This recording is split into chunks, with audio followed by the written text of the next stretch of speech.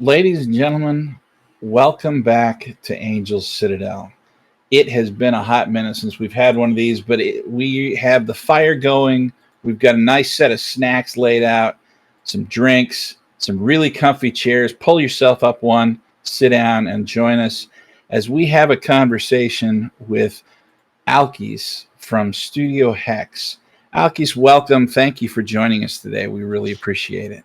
Thank you very much for having me. I am always excited to talk about my works, my projects. It helps us a lot. It brightens my day. What can I say? You know, any day that you talk about TTRPGs is a good day, in my book.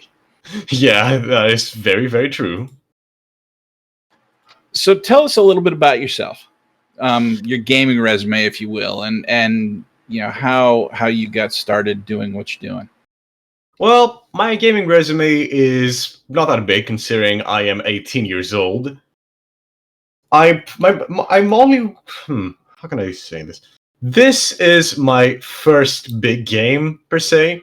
The only other games that are publicly available that I've made are a small RPG that I made for the Draft RPG game jam that happened in June. Yeah, called Escape from Tartarus Station. The only other game that I made is an old Devil May Cry RPG that I made when I was 14. It's horrible. The grammar is all over the place. Aesthetically, it's not great. It's a mess, and I'm not proud that it exists out there. And people have recognized me and told me that, wait, are you the person behind this? And every time, I just reply and say, I'm sorry that I made that. You know, the thing is, though, you were 14, right? So yeah, there's some handicapping that has to be given there. But at the same time, if you're doing that at 14, think what other 14-year-olds are doing. You know, are they that ambitious? I don't think so. Yeah, fair. At the same time, I am not a native English speaker, and at that time, my English was not that great either. So, as for my sort of introduction to RPGs, it was mostly my father who got me into the space. He bought me a 3.5 monster manual in Greek when I was very young, 8, 7, I think, and I was just enamored by the art, but never paid attention because the rules were too complicated for a 7 to 8-year-old. However, Now, as a did he play? He used to play when he was a lot younger, but he doesn't play now. He's too big. He's too old. Many years after, I saw videos about people talking about their stories that they had in D&D, their experiences, how the game plays, and I remember that my father got me that same game, and I just searched more, did my research, and ever since then I've been a fanatic for TTRPGs. Not only for D&D, but for other games such as Vampire Masquerade, Lancer, the Fantasy Flight games for Warhammer, and other stuff.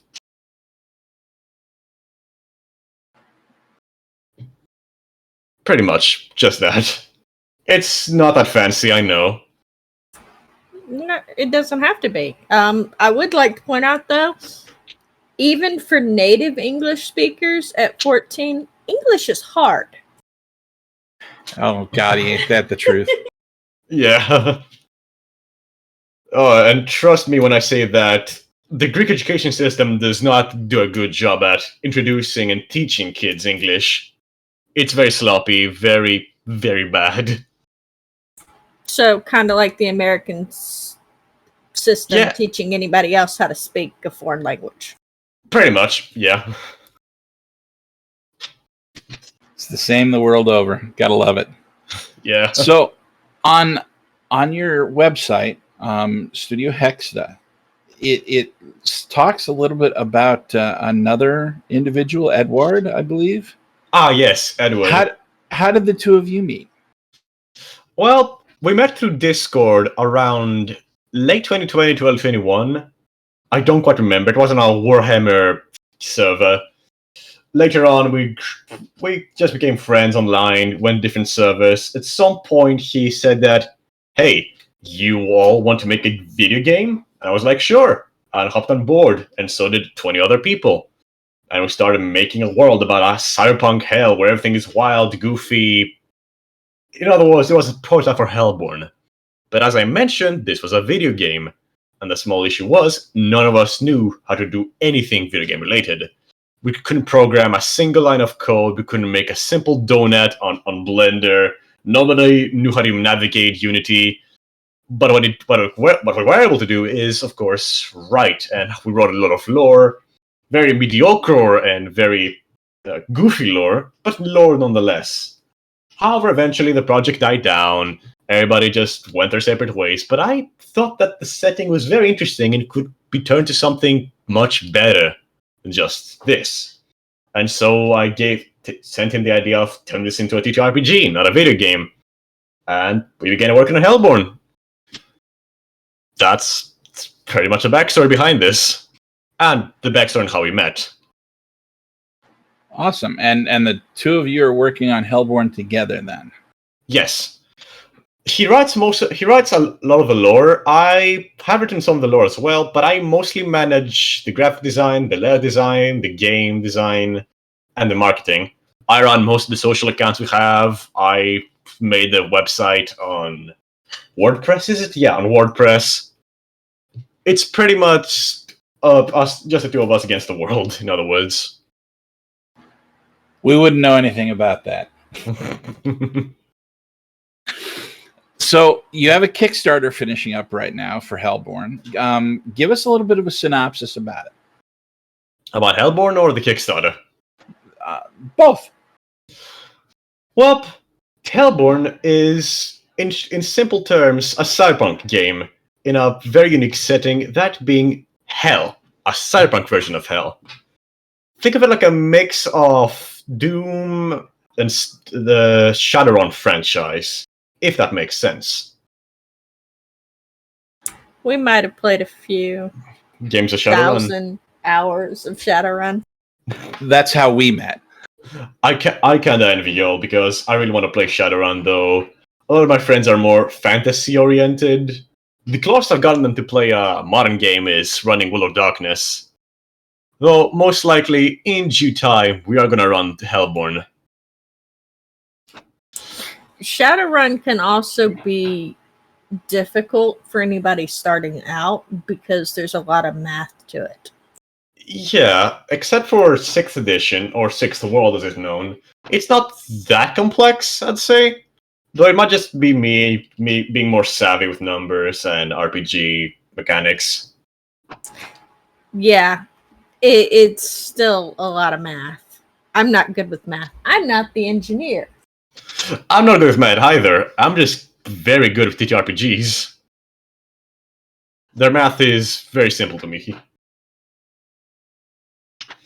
As for Hellborn's Kickstarter, you might have searched a bit deeper and found out we had a Kickstarter and another Kickstarter like a year ago, but that failed because I'll be very frankly with you, we were stupid with how we're organizing it. We asked for a ludicrous amount of money, we had very little to show, we didn't promote it at all, it was a mess. But it's been a year since then, and we've grown a lot more experienced, we have much more things to show, and we try to push Hellborn out of the world as much as possible, and we succeeded. We reached our goal in less than 15 days, and we even have hit some of our stretch goals. I've noticed that. That's really quite good. Yeah, I'm very happy with how it's going, honestly. More than happy, may I say. We've gotten, in the past couple 3 years, we've sort of become Kickstarter addicts, and have backed, a Kickstarter or 40. The ones that aren't massive production studios, think Catalyst Game Labs or Monte Cook Games or Onyx Path or something like that. The ones that are done by individual or very, very, very small studios, they either, if they fund, they barely fund, or they get really, really big. Yeah, and with respect to the goals. You know what I mean? Yeah. And Yeah, so yeah. what's happening with yours looks to be on track to be that big in respect to your goals. And that's a really good thing. It's not something that happens all the time. And so when you look at it and you say, all right, you know, this is something that's happening with this one. Maybe I need to pay attention. Yeah, I'll agree with you, although I will say that I am slightly intimidated by how big it can get or may get, because we still have 7 days. Who knows? Maybe all of a sudden it's going to explode and get like thrice the current amount we have. This is our first Kickstarter, after all, so we are always a bit stressed and anxious. So how did you settle on Hellborn as an idea for your first Kickstarter? Was it just the fact that you'd already done the lore, or was there something else to it? Well, we were done with everything. The game had been play tested before. The rules have been complete. We've proofread everything, and the book is ready. The book is 100% complete. What it's lacking in is art. We have a few pieces of interior art, though the book is still quite empty. And with the funds from Kickstarter, we are going to commission artists. That's why we did the Kickstarter. That makes sense.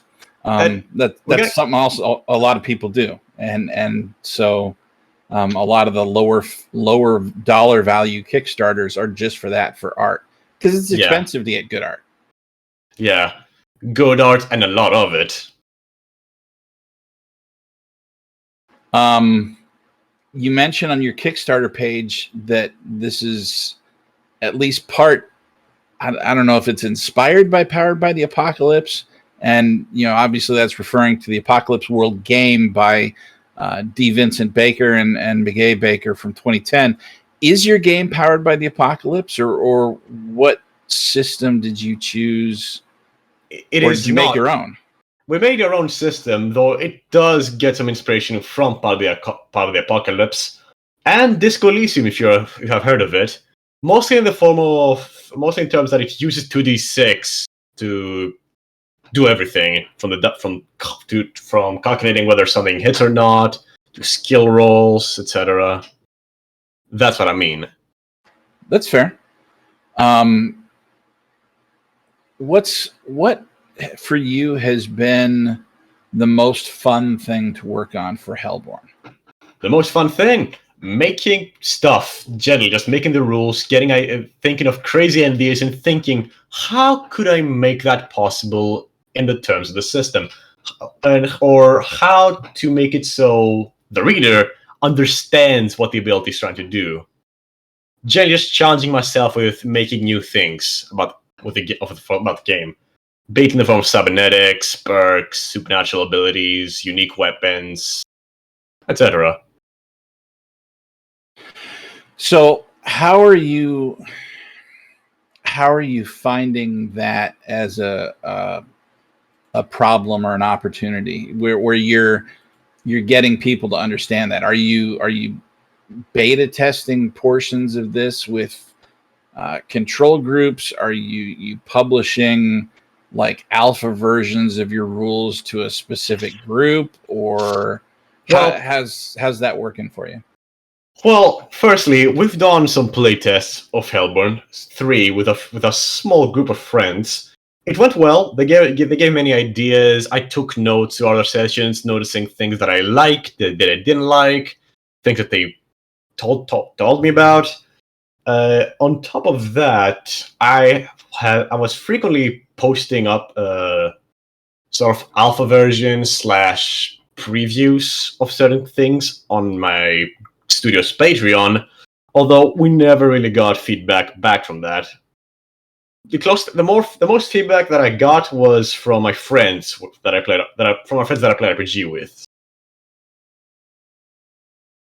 Now, are you doing in-person gaming, or are you doing online gaming? Online gaming, mostly because the RPG scene here in Greece is tremendously small, and most of them either play D&D 5th edition or play older editions of D&D, such as AD&D or 3.5. Yeah, it's funny how that has become. I don't want to say the problem, because I mean, more RPGs, yay, but the fact that it's stuck there is it's kind of a pet peeve of mine, actually. Yeah, same for me. It's largely part due to how easily accessible D&D 5e is, easily accessible, or at least how simple the rules are, and because of how popular it is. You can see it everywhere in movies, shows, comics. Everybody knows what D&D is, but not many people will know what Vampire Masquerade is or what Pathfinder is, unless you're already part of the community and have at least a few months of experience.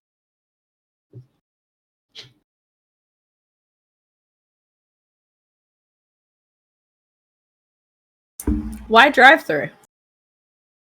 Why DTRPG? Because, in my opinion, and from the opinions of all the people that I've talked to, it is the easier way to get your game published, and by game I mean table RPG game published as a indie small solo developer, small studio.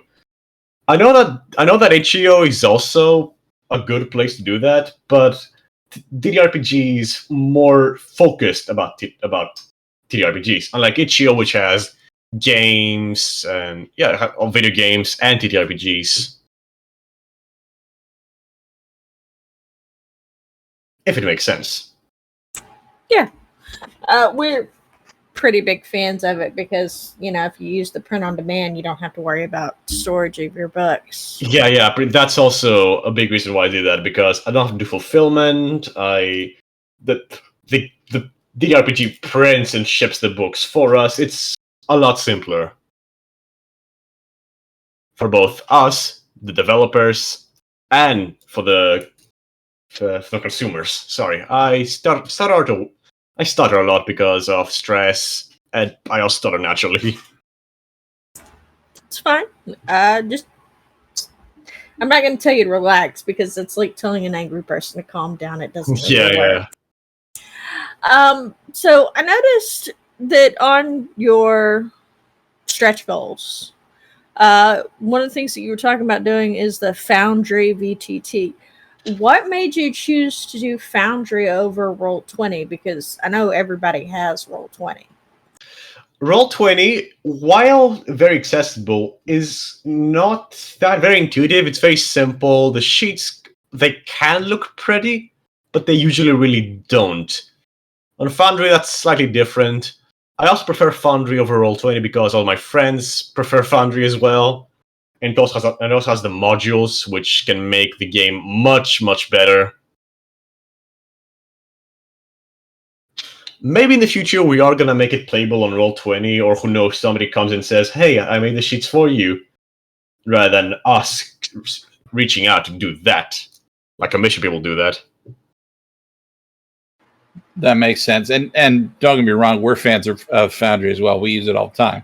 Same.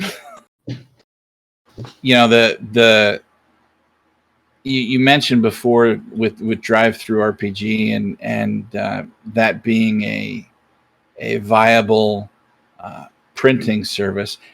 Can you talk a little bit about the process of getting a book ready and going through printing for fulfillment of a Kickstarter through drive-through? Oh, yeah. I've had a bit of experience with that. Essentially, for digital copies of the book, what happens is we essentially send emails to all the people who back the tier that has a digital version of the book, and it gives them a link to get a 100% off discount on the book. They can get a free digital copy, in other words. For physical copies, it's a bit more complicated. Essentially, you cannot do a 100% off discount on DTRPG because how you set up the price in DTRPG is there's the base printing cost, the shipping cost, which varies depending on where you are, and there's also the artificial cost that you add to your book. For example, a book might cost $15 to print, but you might want to sell your book for $30 or $40 or $50. So essentially, how this works is we give people a discount to pay the book to purchase the book at only the printing cost plus the shipping cost. It's a bit complicated, truth be told. Fair enough. I have posted a link. No, I haven't posted a link. I have added a link in the Kickstarter page that leads to where you can get more answers about fulfillment with TTRPG. Oh, great. And I also added a note to the tiers that include physical rewards that you have to pay for your shipping and printing cost of the book. Okay. We'll go ahead and when this is all over, we'll go ahead and when we repost it in YouTube, go ahead and link to the Kickstarter page there. We'll link to your homepage and any social media that you've got there as well. Just feel free to let us know, and we can. I will. For people to follow you. I will.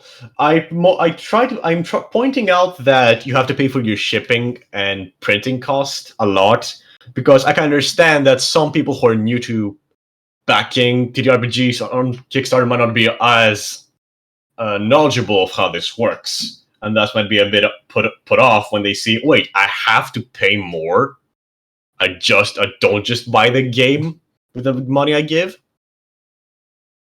Yeah, typically what happens is you've got the Kickstarters that actually do and treat with printing companies, and those pledge tiers are much more expensive than the ones that are print on demand through drive-through. I know a few studios do that. More specifically, Rookie Jet Studio, which has made Overarms and Red Giant, if you've heard of them. They do that. It works only. I think it only works if you have a lot of experience with that, and when you're much more capable of organizing. Well, you also have some place. You have to have some place to put it, right? My house is extremely small. I barely fit with my mother and my cat.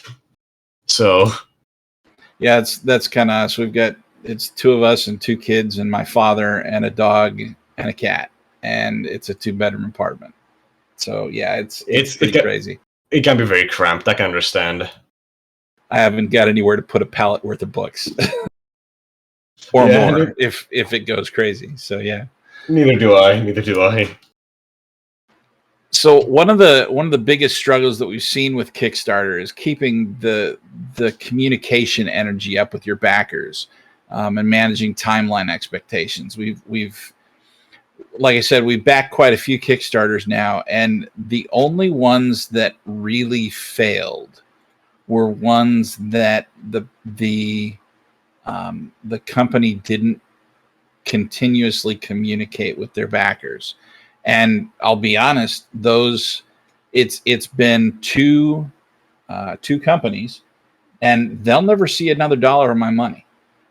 Which are those companies being? I don't want to call them out in public. It's not fair. People need to make their own opinions. I understand. They're both larger companies. How are you managing that communication end of the Hellborn project? We're trying our best. When people have questions, we try our best to answer them as quickly as possible and to give them an in-depth answer. We try to regularly post updates when we have significant updates to share, of course. We post a lot on servers on Discord. We post on threads on Twitter, or we try to reach out to people such as yourselves to promote the game. Of course, communication requires. How can I explain this? It requires two people per se. I'm sorry. I'm kind of stuck as to how I can say this. Language barrier, no. No, and it's not a problem. Are you? You said you do it on Discord. Do you have a Discord server, or are you just on other people's servers? I do, but I'm also in other people's servers. For example, I'm in the Adeptus Mechanicus server for Warhammer 40k, where one of my friends is a moderator there. And we do a lot of promotions there. We talk about our game. And another smaller, friendlier service. You get the idea, I hope. Fair enough. The reason I ask is I'm in about 40 Discord servers. So yeah, I'm all over the gaming space too. We also have obviously our own, and Angel Citadel has both the website and the Discord server. I noticed. But so yeah, it's in projects that have been successful, and I can name a few. Low Fantasy Gaming did Low Life 2090. That was one of the very first Kickstarters that we backed. He's got his own Discord server, and he's still very active over there, easily approachable. Another one was Will. Adept Icarus. Thank you. He's got a very active Discord server where I mean they're very personally involved. Game Machinery that did Defiant is incredibly involved there. I get you. I'm also very involved in my Discord server, or shall I say, my studio's Discord server. We talk a lot. We talk about. Awesome. We make jokes. I usually play with some of the people there as well. Yeah, that personal touch is something that every Kickstarter that I've seen, especially from a smaller studio that's been successful, has. Yeah, it's also, your personality or your studio's personality sells that for you. Yeah, and, it's paramount, I'd say. So yeah, one of the things that I'd say about doing a Kickstarter is you have to be able to do that, and it can be draining.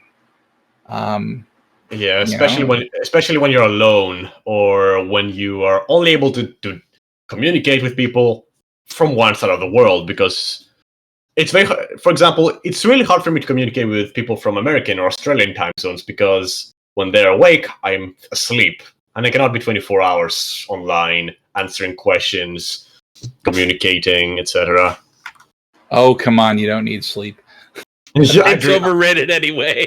I agree. I have a friend of mine who sleeps at 7 a.m. and wakes up at 5 p.m. She's probably watching the stream right now. You know who you are. You see her watching this. So, what's next for Studio Hex after Hellborn ships? What's next for Studio Hex? Well, first of all, I'm taking a small break because I've been working on Hellborn 4 years with no break, every day, every night. And if I didn't mention this already, I am 18, so whenever I didn't have school, I was just working on this. And as for the future, it's a long time. Yeah. As for the future, we have 2 projects in mind. One of which is not entirely ours, but we're just helping produce into a full game.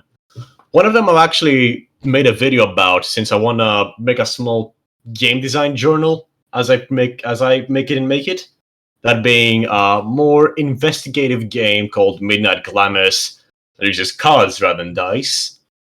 And the other is another cyberpunk game made by a close friends of ours that focuses a lot more on the psychological nature of being a mercenary, rather than the supernatural and more goofy / action-packed aspects of the game.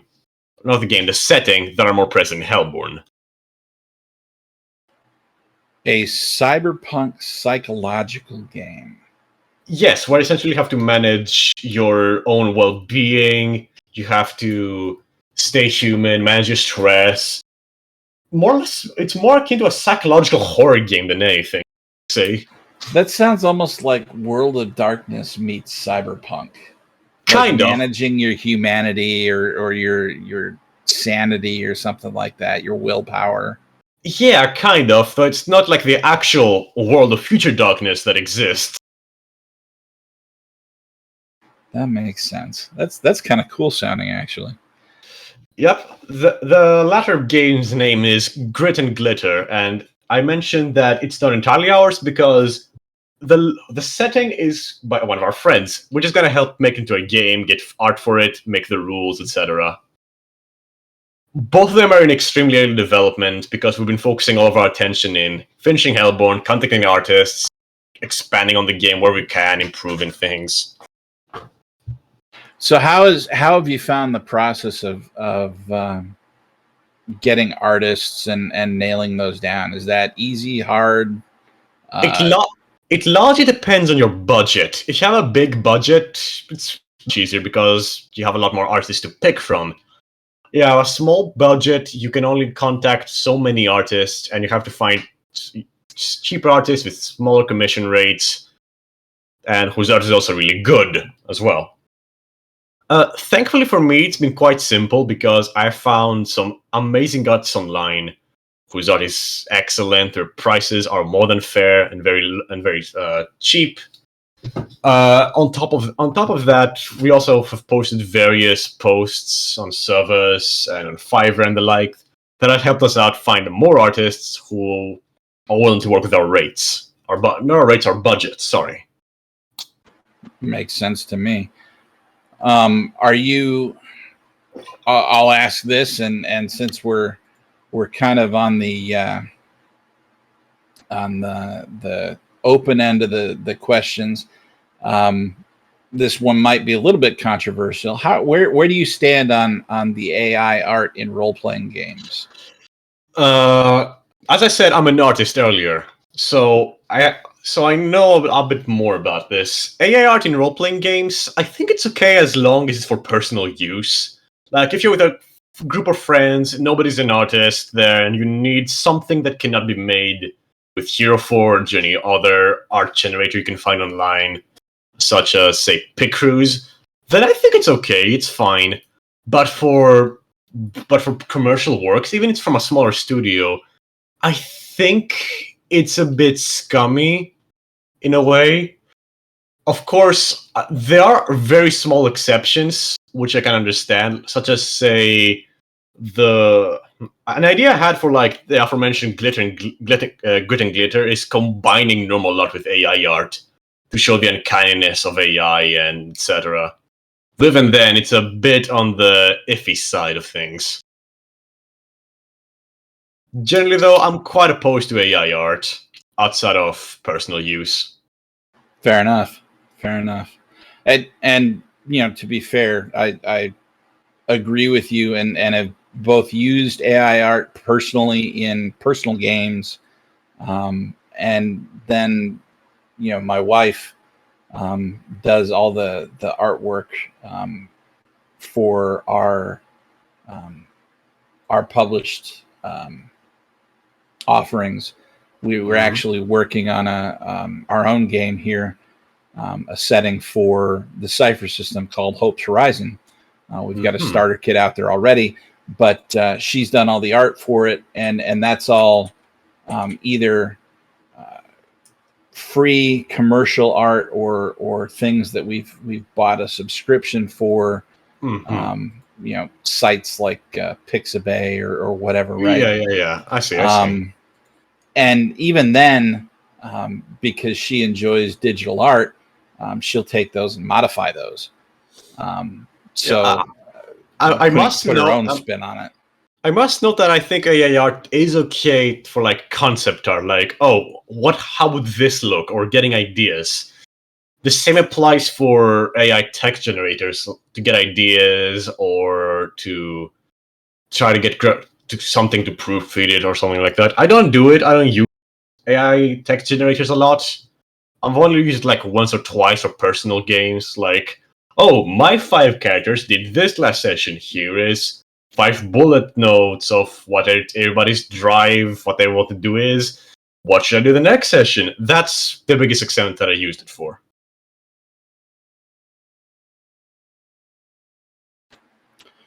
So, kind of switching gears here on the lore for Hellborn. Are you is all of it going to be contained in the core rulebook, or are you looking at doing follow-up setting type books later on, or zines or something like that, to flesh that out? All the lore is contained in one book, really. Though there are always places that we can expand the lore on, such as, say, the archdemons or specific cities. We do want to make supplements for the future, like introducing more supernatural abilities, more perks, more weapons, or expanding upon the cities that I mentioned earlier. But all the lore you need to play is in this core book. There's almost 100 pages of lore that details everything from how his city is structured, the archdemons, how everything came to be, etc. That makes sense. From your personal perspective, if you go to a gaming store and you're walking down the RPG aisle and you look at books, are you looking at rules supplements, or are you looking at setting and lore? Honestly, largely depends. If it's a game that I enjoy, I'm probably gonna buy whatever I find. If it's a game mostly that. When I mostly look at for older books that I cannot easily find, such as, say, Shadowrun Second Edition that I found in a con not long ago, or, say, an old Call of Cthulhu book. I look for the older games, not the newer stuff. Nice. So speaking of Shadowrun Second Edition, I've got a little bit of a story for that one. I'm all ears. When I was 16, I was in Omaha, Nebraska, and there was a convention there, a gaming convention. I'd never been to one, and so I went, and the convention was called NukeCon. And one of the events that I signed up for was a game that I'd seen that looked interesting, but I hadn't purchased it. I figured I'd try and play it. And it was Shadowrun. It was Second Edition, and we sat around, we played. It was a 4-hour session. It was fantastic. I got to up on top of the roof. I got to do a last stand kind of thing where I'm standing up with 2 Uzi 3s, one in each hand, and I'm just spraying bullets everywhere. It was a heck of a time. And for a 16-year-old, it was very very sparks the imagination kind of role play. Yeah, I kind of envy moments like these because I'm usually the GM for my games. Yep. After the session, though, the other 5 people at the table all go up to the GM and hand him their books, and he starts signing them. What a creator. And I looked at it, and I'm like, what the heck? And so I nudged one. I'm like, what are you doing? Who is this guy? And they opened up their book, and they pointed to it, and it was Tom Dowd. Damn. And so I immediately went to the vendor area, bought Second Edition, turned around, went back, and got him to autograph it. And so I have an autographed Second Edition rule book with Tom Dowd's autograph. I have a similar story. A few years ago, there is a convention in Athens called AthensCon, and they usually have guests like film stars, cosplayers, etc. Now, at the time, I wasn't really big into World of Darkness. I didn't even know what it was. I only found out a few years later. I eventually was looking at their own guests out of curiosity, and I found out that Mark Reinhagen was in one of these events that I missed. Oh no! And it was when I was very much fixated, and still very much am, with World of Darkness. So I was just bashing my head with my mage book for like hours. I bet. Hopefully sometime in the future he comes again, or I get in another convention. Yeah, I've never, even after that, I've never really gotten that lucky. I went to Gen Con one year when it was still in Wisconsin, but it's never been like that since. So yeah, I don't know. The magic is lost as you grow older. I can get that. So with Hellborn, are you what are you doing to promote that from a play standpoint? Are you doing live plays with anybody? Are you doing any of the online conventions and running events there or anything like that? Not yet, mostly because the book is not complete in the way that in the form that it's lacking art. Once the book is over, we do plan to promote it a lot more in such conventions, both online and physical conventions, mostly in Greece or in the area of the Balkans. As for live plays, I do want to do a live play of Hellborn sometime in the future. The thing is, it requires a lot of coordination, both from you and the people that are partaking in it. Because you can't have them take breaks every 20 minutes, like, oh, I gotta go throw the trash, oh, I gotta go walk the dog. Or say, oh, they take 10 minutes to just post memes and joke around. It takes a lot of coordination, so it's not that easy to do. It does. Speaking as someone that does a live play and will be actually back on here in about 3 hours, it does take some coordination and a crew that's dedicated. I got really blessed with my cast.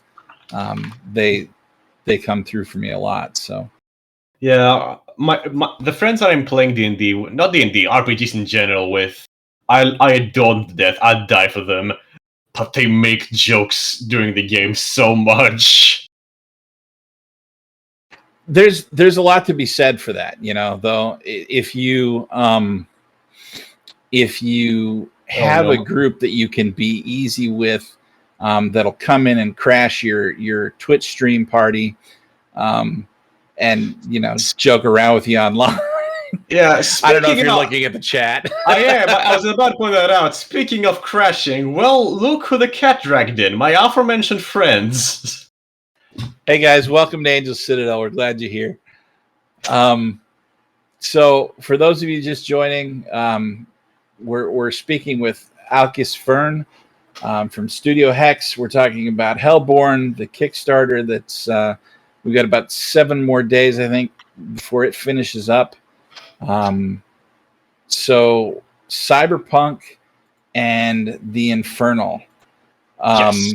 How did you come up with that? I mean, we're looking at this and it's funny. So I forwarded this to my wife when we were talking about doing this interview and had her look at it so we could do some background research.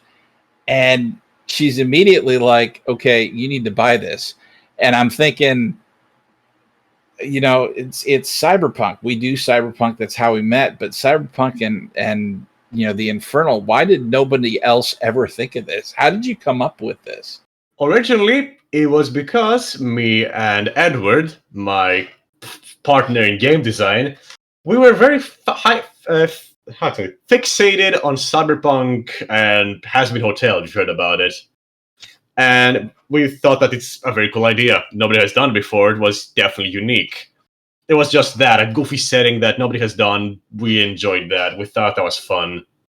Though later on, we thought that the connection goes even deeper than that. Because if you think about it, hell itself is a corrupting force that draws you away from humanity, desensitizes you, it turns you more monstrous. And a core aspect of the cyberpunk genre is how technology erodes your humanity, how you're corrupted by the tech around you. We felt like this dichotomy of the supernatural nature of hell and the more grounded, more futuristic, scientific aspects of cyberpunk are very interesting. I'd never thought about that, but it's very much like the old saying. You start going to a restaurant and you're eating something, and this pairs nice with a nice red wine or whatever.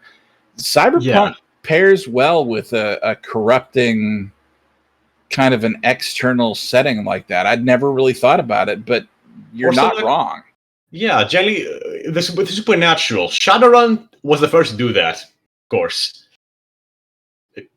And if you notice, a lot of games, specifically D&D games, do use cybernetics because they think it's a very interesting dichotomy as well. It's not an uncommon thing, but it's not something that many expand upon. You're right. It's not. A lot of people want to. It seems like they want to shy away from the religious subtext of that anymore. And I don't know that you really need to. I mean, as long as you're limiting it to a narrative metaphor, there's really not a whole lot to get offended about. It's very much just another way to tell a story about fighting against loss of control. A lot of cyberpunk games, unfortunately, have this follow this trope of it's a big bad city, corporations are everywhere, and there's not much more to it. There's only that big city, big corporations. Everything is bad. Everything is depressing. It's horrible. We want to do something unique with cyberpunk as a setting because we both like it, but we both felt it was kind of stagnant.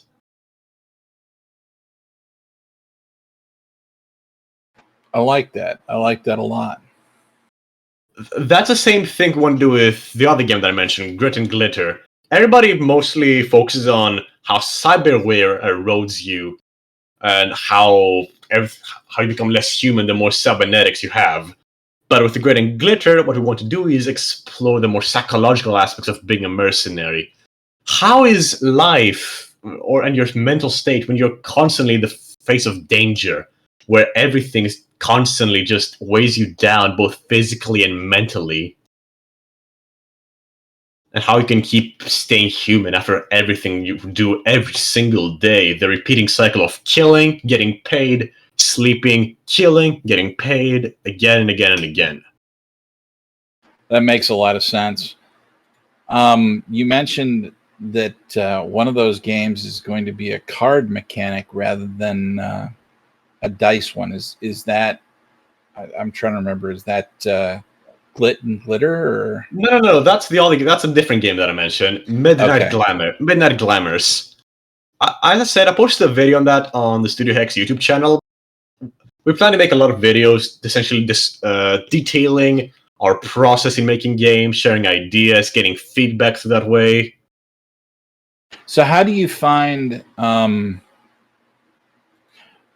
how in your game design process? How do you settle on a system? What is it that you're looking for when you do that? Firstly, I'm trying to find out something that both amateurs and veterans of the hobby can get into, something that they both can enjoy. But I'm also trying to find something that fits thematically with the game. In truth, we didn't really do that with Hellborn. I just got a lot of feedback saying that this can work with Hellborn and just rolled with it. But with our next projects, we plan to just try to find something that fits. For Midnight Glamours, we chose cards because it's supposed to be a more pulp game, and gambling and cards are kind of synonymous with that. Sure. But it's also unique. It's something that I don't think anybody else has done before, or if so, very few have done that. I've seen some other games that do playing cards, but there's so many different ways to do it that it's not. I don't want to say it's particularly difficult, but it's not. I guess hard to find your own way, if that makes sense, because there's so many different possible ways. With dice, there's been so many that have been done already. Yeah, we couldn't do something unique with Hellborn. The most we could do is like a 1d12 system. But why shouldn't we do a 2d6 system if that's the case? Meanwhile, I've seen games like Malifaux that use cards, use poker. I've seen other games like... what game was it? Savage World uses cards as far as I'm aware. There's another indie game by Drake and Dice.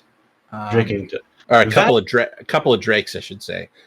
There's a space game that they use cards as well.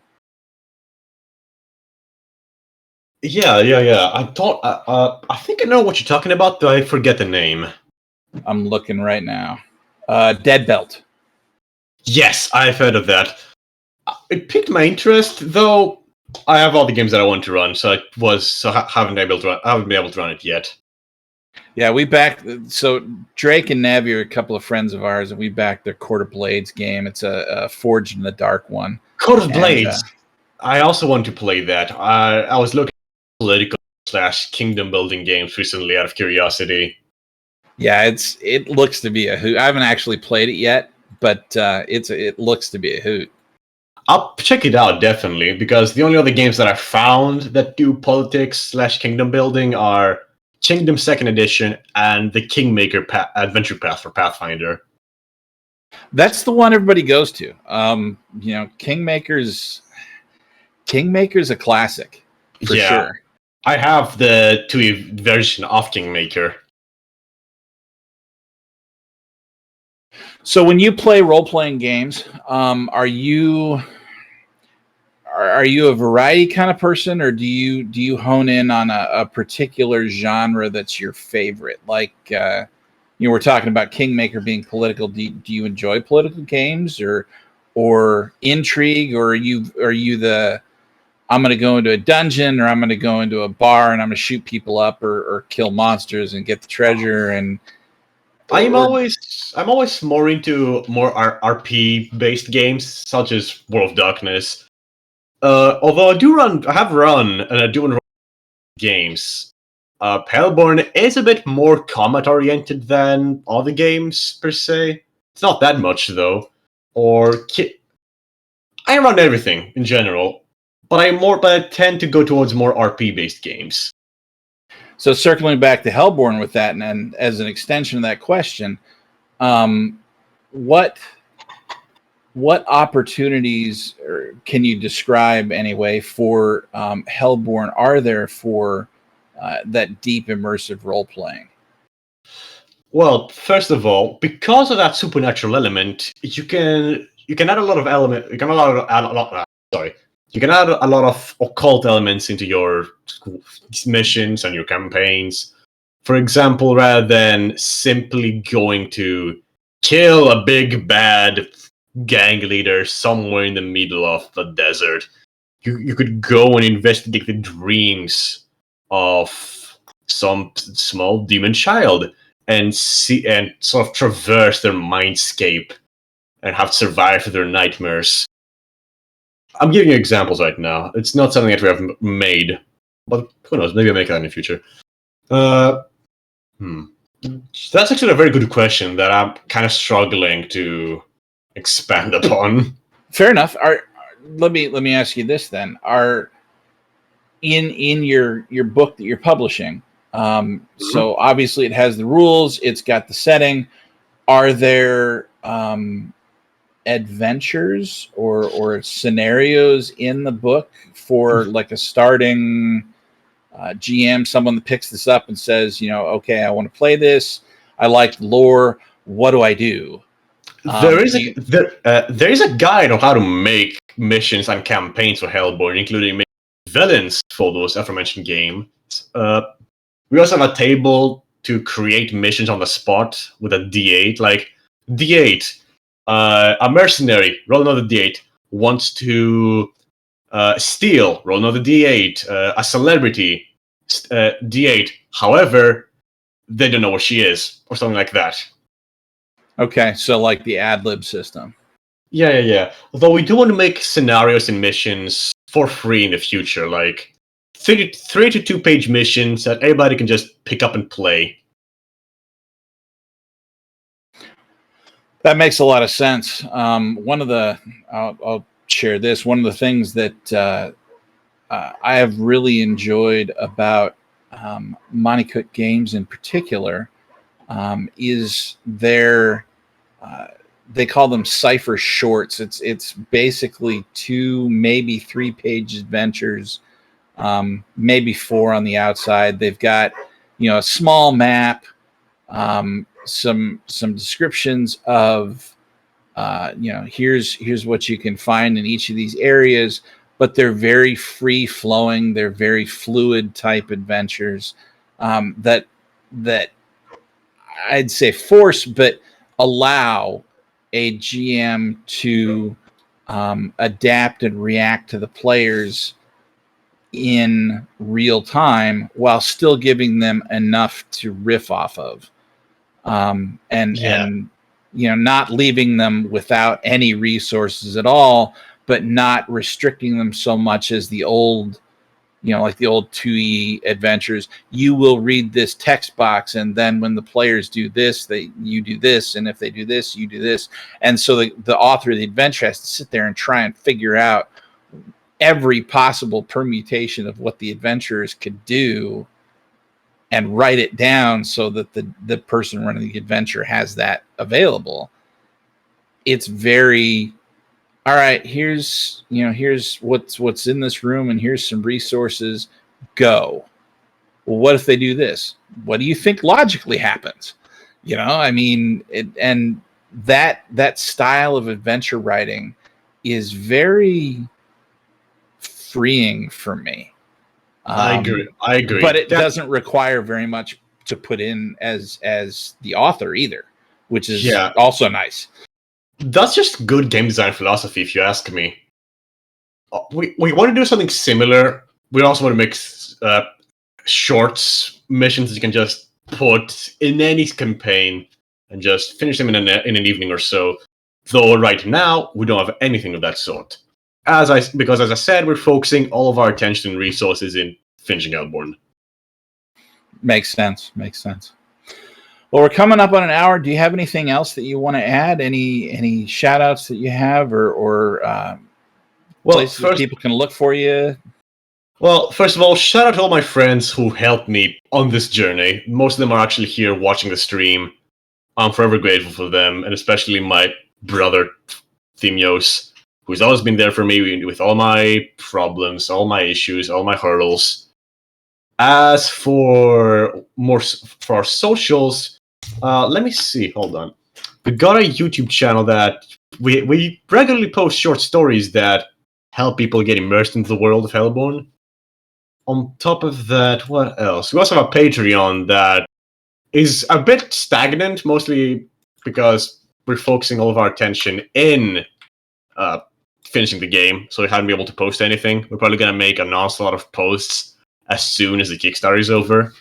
Let me post the links to both of these on here, and then you can share them on Discord, on the Twitch chat. And here. That's all that I got, really. Unless you want to add something more to the, or have any questions, which I would be happy to answer.